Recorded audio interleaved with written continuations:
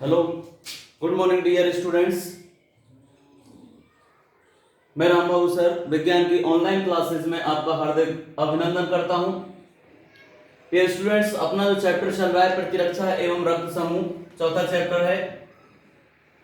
इस चैप्टर में मैंने आप लोगों को कल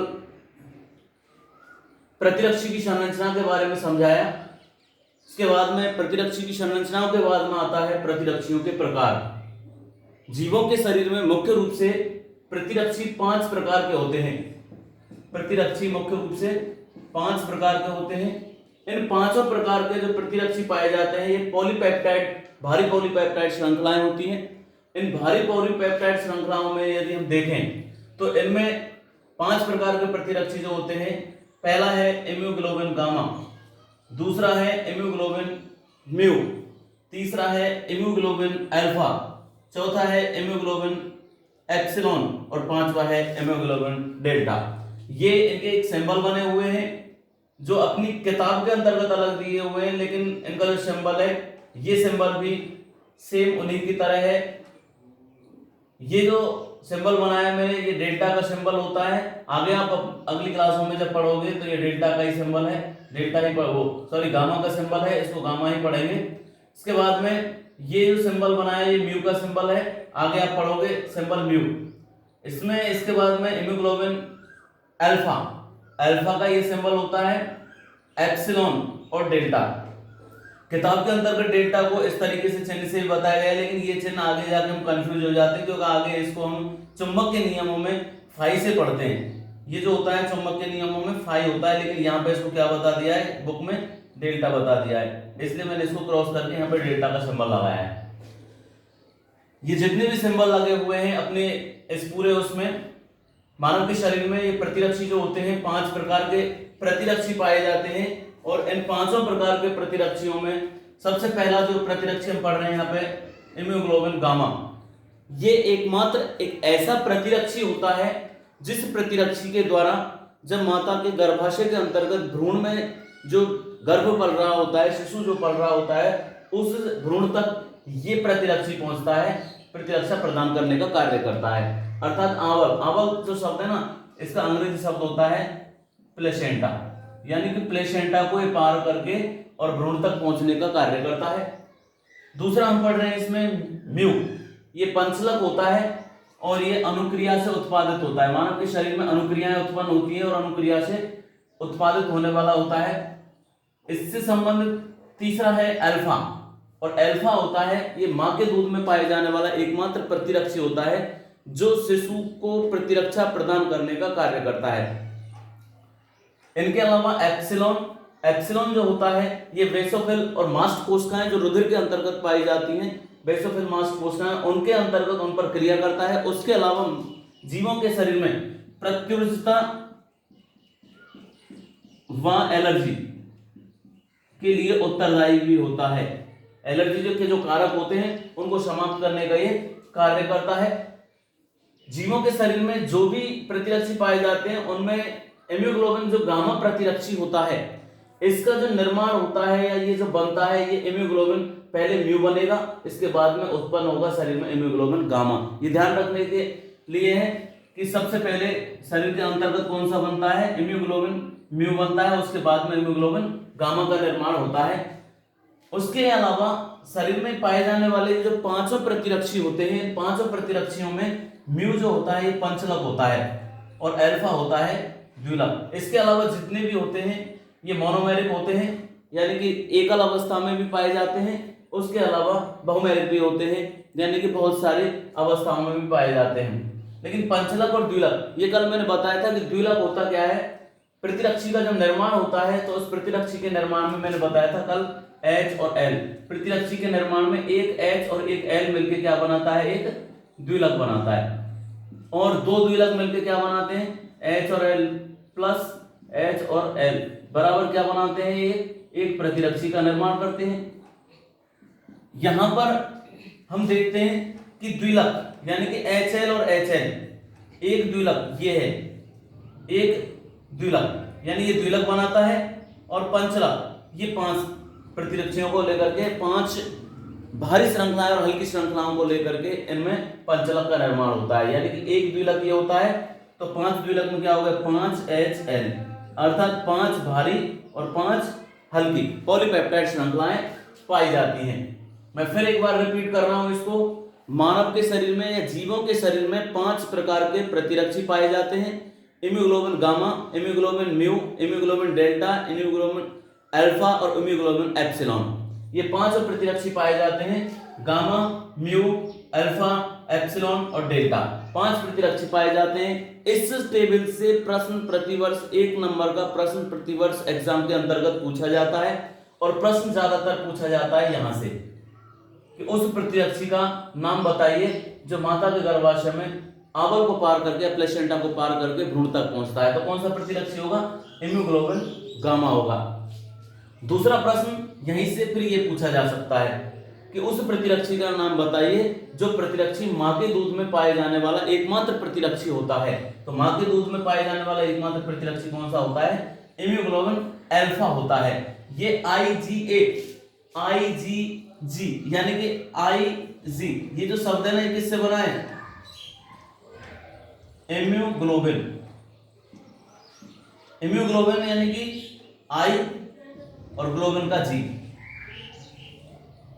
तो इम्यूग्लोबिन है ये प्रतिरक्षी रूप होता है। प्रतिरक्षी 5 प्रकार के होते हैं, गामा, म्यू, अल्फा, एप्सिलॉन और डेल्टा। इसमें यहां तक जो प्रतिरक्षियों के प्रकार है, यहां से इस टेबल से ज्यादातर प्रतिवर्ष 1 नंबर का आंकिक प्रश्न पूछा जाता है। इसके बाद में हम आते हैं अगले टॉपिक पे, और अगला टॉपिक है अपना ब्लड एवं ब्लड ग्रुप यानी कि रक्त और रक्त समूह, जिसके बारे में हम पिछले दूसरे चैप्टर में यानी कि तंत्रिका तंत्र ह्यूमन सिस्टम वाले चैप्टर में हम लोग पढ़ भी चुके हैं कि रक्त होता क्या है।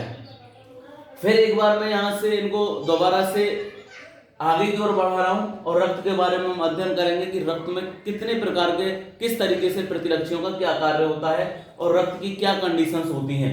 रक्त की यदि कंडीशन की बात की जाए तो रक्त, ब्लड एवं ब्लड ग्रुप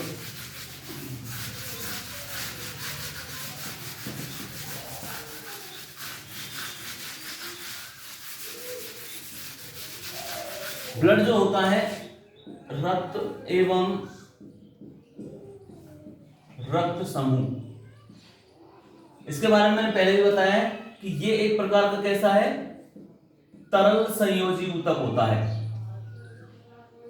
तरल संयोजी ऊतक होता है, नंबर 1 बात। दूसरा, रक्त जो होता है इसका पीएच जो होता है, पीएच का मान इसका 7.5 होता है, जिसके कारण ये कैसा होता है? हल्का क्षारीय होता है, हल्का क्षारीय होता है। रुधिर जो होता है, रक्त, ये मुख्य रूप से 2 भागों में विभाजित होता है। एक होता है प्लाज्मा और दूसरा होता है रक्त कणिकाएं। प्लाज्मा और रक्त कणिकाएं। प्लाज्मा वाला जो भाग होता है कैसा होता है? इसका निर्जीव भाग होता है और ये होता है इसका सजीव भाग। प्लाज्मा लगभग 55% भाग बनाता है पूरे रुधिर का और ये 45% भाग बनाता है संपूर्ण रुधिर का। प्लाज्मा के अंतर्गत 92% भाग जो होता है वो जल का होता है। उसके अलावा 8% भाग लगभग कार्बनिक व अकार्बनिक पदार्थों का होता है, अकार्बनिक पदार्थ। इसके अलावा रक्त कणिकाएं जो होती हैं ये 3 प्रकार की होती हैं, आरबीसी, डब्ल्यूबीसी और प्लेटलेट्स। इनमें यदि हम जाएं, आरबीसी, डब्ल्यूबीसी और प्लेटलेट्स, सबसे पहले मैंने इसमें यह भी बताया था कि रुधिर का जो निर्माण होता है, ये रुधिर की जो प्रक्रियाएं होती हैं, इनके बारे में सबसे पहले विलियम हार्वे ने 1628 में रुधिर के बारे में बताया। 1628 में विलियम हार्वे। उसके बाद में 1900 व 1901 में इसमें कार्ल लैंडस्टीनर ने रुधिर का वर्गीकरण किया। इसने तो बताया रुधिर परिसंचरण के बारे में कि जीवों के शरीर में रुधिर बहता है, और इसने किया था रक्त का वर्गीकरण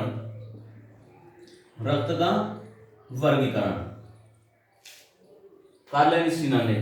अब हम देखते हैं कि रक्त जो होता है, रक्त एक तरल जीवित ऊतक होता है, चिपचिपा होता है, गाढ़ा होता है, लाल रंग का होता है, क्योंकि रक्त में हीमोग्लोबिन की मात्रा पाई जाती है जिसके कारण ये लाल होता है। तीसरा, इसमें हीमोग्लोबिन की मात्रा होती है, लेकिन हीमोग्लोबिन की मात्रा कहां होती है?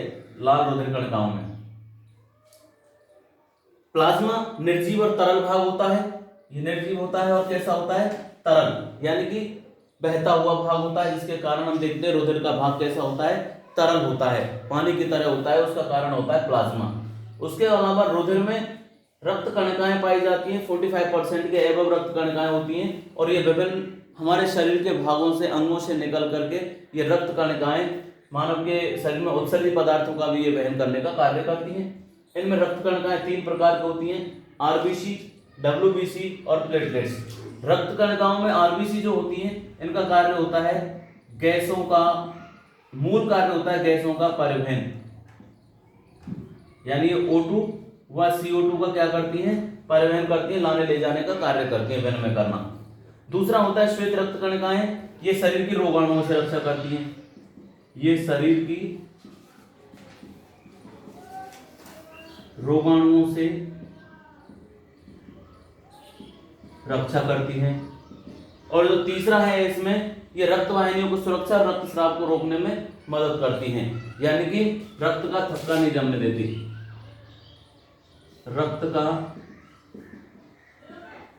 थक्का जमाने का कार्य।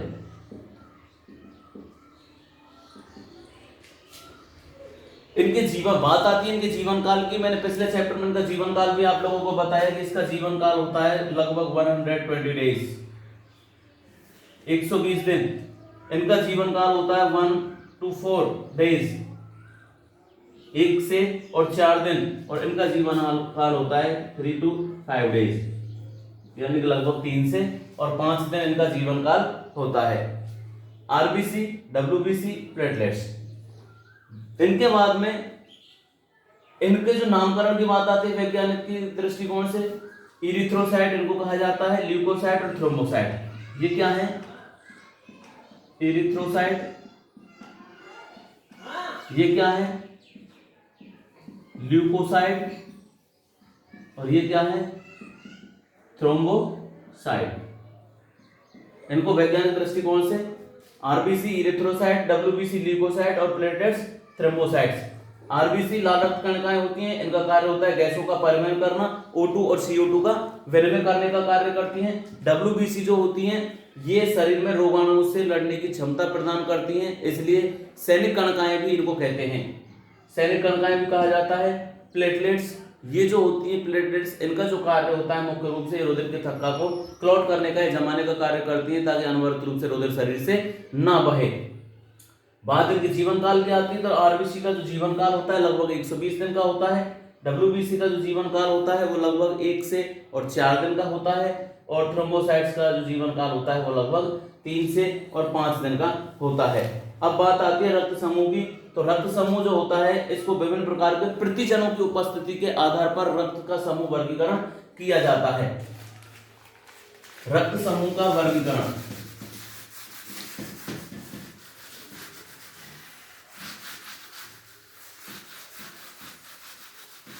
रक्त समूह के वर्गीकरण के आधार पर रक्त को 4 भागों में विभाजित किया जाता है। प्रतिजनों के आधार पर हम इनका विभाजन करेंगे। 1901 में रक्त समूह, इसका वर्गीकरण 1901 में कार्ल लैंडस्टीनर ने किया। 1901 में कार्ल लैंडस्टीनर के द्वारा इनका वर्गीकरण किया। प्रतिजनों की उपस्थिति और अनुपस्थिति के आधार पर इनका वर्गीकरण होता है। प्रतिजनों की उपस्थिति व अनुपस्थिति के आधार पर इनका वर्गीकरण करते हैं। और ये भारी पॉलीपेप्टाइड श्रृंखलाओं का ही रूप होता है। इनमें सामान्यतः जो प्रतिजन जो होते हैं वो प्रोटीन, ग्लाइकोप्रोटीन, कार्बोहाइड्रेट और ग्लाइकोलिपिड के होते हैं। सामान्यतः protein, glycoprotein, protein, glycoprotein, carbohydrate और ग्लाइकोलिपिड। कार्बोहाइड्रेट व ग्लाइकोलिपिड, ये जो प्रतिजन होते हैं ये प्रोटीन, ग्लाइकोप्रोटीन, कार्बोहाइड्रेट और ग्लाइकोलिपिड के बने हुए होते हैं। रक्त कणिकाओं में बहुत सारे विकल्प होते हैं जो जीन के आधार पर पाए जाते हैं। जीनी विकल्प के आधार पर हम पढ़ेंगे तो प्रतिजन के आधार पर प्रतिजन जो होते हैं वो मुख्य रूप से ए और बी प्रतिजन होते हैं।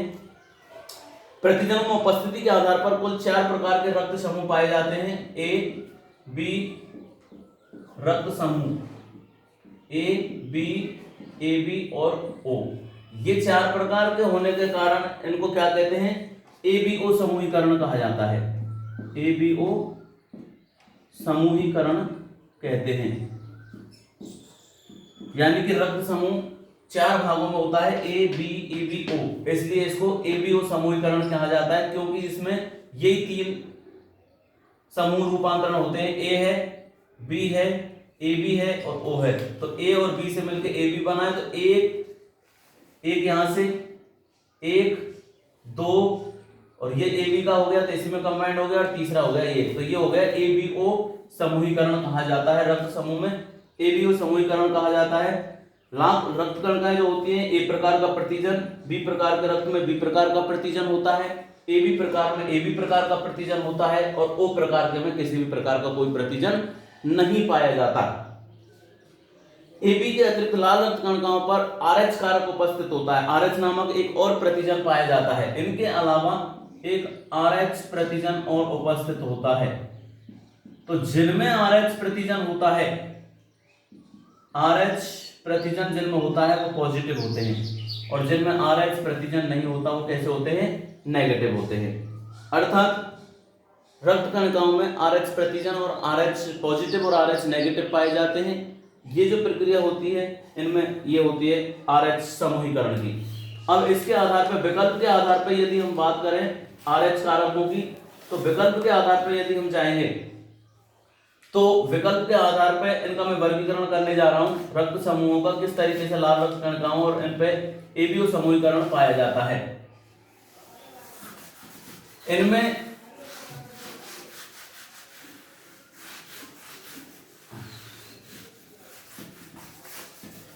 रक्त समूहीकरण में जैसे अपना ए है, ए प्लस, भाई ए पॉजिटिव, आरएच कारक के आधार पर हमने इसको रख दिया ए पॉजिटिव, ए नेगेटिव, फिर आएगा B positive, B negative, B positive, B negative, A B positive, A B negative, O positive और ओ नेगेटिव। इनमें प्रतिजन की उपस्थिति यानी कि प्रतिजन जो है, इसमें प्रतिजन होगा ए, इसमें भी A, B B, A B, A B, किसी भी प्रकार का कोई प्रतिजन नहीं, किसी भी प्रकार का कोई प्रतिजन नहीं, इन दोनों में कोई प्रतिजन नहीं पाए जाते। इनके अलावा इनका प्रतिजन का जीन प्रारूप अगर देखें, जीन प्रारूप प्रतिजन का अगर हम जीन प्रारूप देखें तो जीन प्रारूप में यदि हम जाएंगे तो आई ए और आई, इसके बाद में दूसरा भी यही है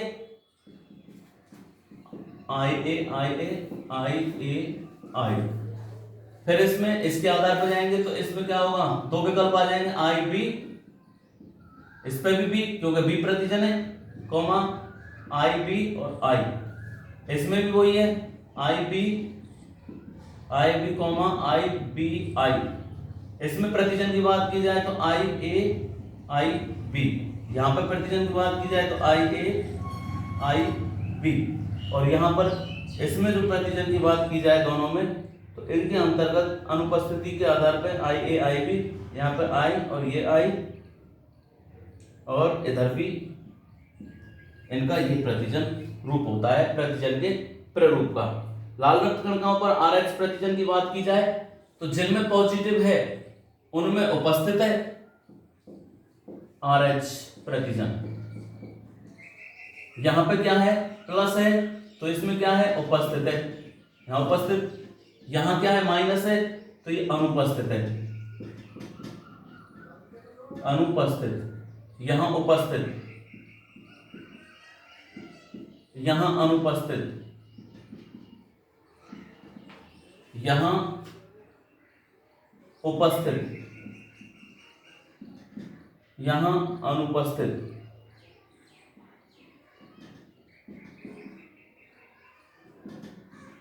यहां इसका पॉजिटिव उपस्थित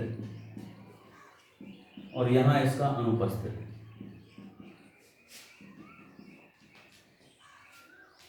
इनमें यदि हम एंटीजेंस की बात करें, एंटीबॉडीज की उपस्थित, प्रतिरक्षी की यदि बात की जाए, प्रतिरक्षी, प्रतिरक्षी में भी हम देख लेते हैं कौन सा प्रतिरक्षी। यहां जिनमें ए है प्रतिजन उनमें प्रतिरक्षी होगा बी। यहां पे प्रतिरक्षी कैसा है, बी। जिनमें बी है उनमें कौन सा होगा, ए। जहां ए बी है दोनों में, वहां पे दोनों प्रतिरक्षी जो होते हैं ए और बी, ये दोनों एब्सेंट होंगे, नहीं पाए जाएंगे इनमें, ए बी ग्रुप में। और ओ ग्रुप में ए बी और A B, anti A B anti B. हम लोग देख सकते हैं ये पूरा हमारा एक तरीके से जीनी विकल्प आता है रुधिर के वर्गीकरण का। और जीनी विकल्प को मैं एक बार आप लोगों को समझा दूं कि इस विकल्प में हम लोग यदि देखें तो मुख्य रूप से जीनी विकल्प के अंतर्गत A group, B group, A B group और ओ ग्रुप, यानी ये जो है ये 4 ग्रुप है, ए बी, ए बी और ओ। ये हमने जो विभाजन किया है इनका RH फैक्टर के आधार पर किया है, RH कारक के आधार पर किया है। RH कारक में इसमें RH क्या है, पॉजिटिव है, प्लस जिस पे है वो कैसा है, पॉजिटिव, और माइनस है जिस पे वो कैसा है, नेगेटिव, ये बोलते हैं पॉजिटिव, और ये होता है नेगेटिव। जिन पे प्लस है वो पॉजिटिव है और जिन पे माइनस है वो नेगेटिव है। यहां पर ये RH पॉजिटिव और इसके आधार पर दो भागों में विभाजित कर दिया, A प्लस यानी RH पॉजिटिव है, A minus RH negative, positive negative positive negative. इस तरीके से प्रत्येक ग्रुप के 4 ग्रुपों को 4 दूने 8 हो गए, एक पॉजिटिव का और एक नेगेटिव का। दूसरी बात आती है प्रतिजन की। जो वर्ग है उसमें वो ही प्रतिजन पाया जाता है। ए वर्ग है तो ए प्रतिजन, ए वर्ग है ए प्रतिजन, बी वर्ग है बी प्रतिजन, बी वर्ग है बी प्रतिजन, ए बी है तो ए बी प्रतिजन। ओ वर्ग में किसी भी प्रकार का कोई प्रतिजन नहीं पाया जाता। अब प्रतिजन के प्ररूप बनाएं, इनका जीनी विकल्प बनाते हैं, जिसके आधार पर आगे चल के बहुत सारे ऐसे केसेस होते हैं जिनको सॉल्व किया जाता है, उनके बारे में मैं बताऊंगा। लेकिन यहां पर हम देख लेते हैं इनका प्ररूप होता क्या है। ए प्रतिजन है तो इसके 2 विकल्प बनाए, आई ए और आई ए आई, यानी ए है तो इन पर सब पे ए है ऊपर। दूसरा है ये भी ए है तो इसका भी सेम विकल्प है, दोनों का विकल्प क्या है, सेम। लेकिन यहां ये कैसा है, पॉजिटिव के हैं तो उपस्थित है, RH प्रतिजन क्या है, उपस्थित। और यहां ये नेगेटिव का है तो यहां कैसा है, अनुपस्थित। इसी तरीके से बी ग्रुप में सब पे बी है ऊपर, यहां उपस्थित क्योंकि पॉजिटिव है, और इस पे भी लिखा हुआ है सब पे, लेकिन ये किसका है, नेगेटिव का है, तो यहां पे क्या लिख दिया, RH प्रतिजन अनुपस्थित। ऐसे ही इन पे है ए बी। अब ए बी जो ग्रुप है इसका जो युग्म विकल्प बनेगा, एक पे तो विकल्प पे आ गया ए और एक पे आ गया बी। अब ऐसे नहीं है इसका दूसरा विकल्प, इसका एक यही विकल्प बनता है, और यहाँ पे RH प्रतिजन उपस्थित। ऐसे ही ठीक यहाँ पे है ए बी का ग्रुप है, ए बी में ए और बी दोनों प्रतिजन उपस्थित होते हैं, इसलिए ए और बी दोनों विकल्प में आ जाते हैं। तो यहाँ पे ये कैसा है, नेगेटिव है क्यों, माइनस है। इसी तरीके से ओ ग्रुप में ये दोनों अनुपस्थित होते हैं, ए और बी, इसलिए इनका क्या बना दिया, आई, दोनों कैपिटल आई है, और यहाँ पर उपस्थित होगा प्रतिजन, और यहाँ पर ओ माइनस यानी कि आई के अनुपस्थित। इनमें प्रतिरक्षी की बात की जाए तो जिस किसी भी ग्रुप का प्रतिजन ए है, उसी ग्रुप के प्रतिजन का अगर हम देखें तो ए ग्रुप में प्रतिरक्षी जो होगा उसके ठीक विपरीत चलेगा। ए ग्रुप है तो प्रतिरक्षी बी होगा, बी है तो प्रतिरक्षी ए होगा। यदि ए बी प्रतिजन है, दोनों में उपस्थित है, तो प्रतिरक्षी अनुपस्थित हो जाता है। वो हम यहां पर देखते हैं। ए ग्रुप है तो प्रतिरक्षी, अब ए ग्रुप में प्रतिजन तो वही होगा जो ग्रुप है। ए ग्रुप है तो प्रतिजन ए और प्रतिरक्षी कौन सा है? बी। ए ग्रुप है तो ए प्रतिजन, प्रतिरक्षी बी। बी ग्रुप है तो प्रतिरक्षी कौन से हो गए? दोनों ए। इसके विपरीत हो गया। यहां पे दोनों प्रतिजन पाए जा रहे हैं तो यहां पे कोई भी प्रतिजन नहीं पाया जाएगा प्रतिरक्षी ने इन दोनों में, क्योंकि यहां इन दोनों में ए भी प्रतिजन उपस्थित है और यहां अनुपस्थित है, इसलिए यहां दोनों उपस्थित हो गए। अब सवाल आता है कि ऐसा कौन सा ब्लड ग्रुप होता है जो सार्वत्रिक दाता होता है और ऐसा कौन सा ब्लड ग्रुप है जो सार्वत्रिक ग्राही होता है। सार्वत्रिक दाता जो होता है, यूनिवर्सल डोनर, वो होता है ओ ग्रुप, और यूनिवर्सल एक्सेप्टर यानी सार्वत्रिक ग्राही जो है वो है ए बी ग्रुप। इस ग्रुप को हम कहते हैं सार्वत्रिक ग्राही यानी सबसे लेने वाला, और ये होता है सार्वत्रिक दाता यानी कि सभी को रुधिर देने वाला। तो ये सबसे लेगा ग्रुप और ये सबको रुधिर देने वाला होता है, इसलिए देने वाला होता है तो दाता है ग्राही। अब ये होते क्यों है दाता और ग्राही, ये भी देख लीजिए, क्योंकि इसमें जो प्रतिजन है वो ए बी प्रतिजन है दोनों, इसलिए ये सबसे इनसे सबसे इसका बी है, इसको भी ले लेगा क्योंकि बी इसमें समा जाएगा, ए बी में बी आ जाएगा, ए आ जाएंगे दोनों, तो ए बी ये सब इसमें समा जाते हैं, इसलिए ये सबका ग्राही होता है। लेकिन ओ, इसमें किसी भी प्रकार का प्रतिजन उपस्थित नहीं होता, इसलिए इसका कोई विरोध नहीं करता, इसीलिए इसको सार्वत्रिक दाता कहते हैं, क्योंकि इसमें प्रतिरक्षी पाए जाते हैं ए बी दोनों, इसलिए सबको रुधिर दे देता है। इसके बाद में ये होता है सार्वत्रिक दाता और सार्वत्रिक ग्राही की बात। फिर आती है आरएच कारक, और आरएच कारक का जो वर्गीकरण है वो डियर स्टूडेंट्स मैं यहां से आगे कल कराऊंगा। इसका एक बार घर पर जाकर के इसके विकल्पों के बारे में अध्ययन करें, इसको देखें। उसके बाद में जितना भी मैंने होमवर्क रेगुलर रूप से आप लोगों को दिया है वो होमवर्क आप घर पर नियमित रूप से करें। धन्यवाद।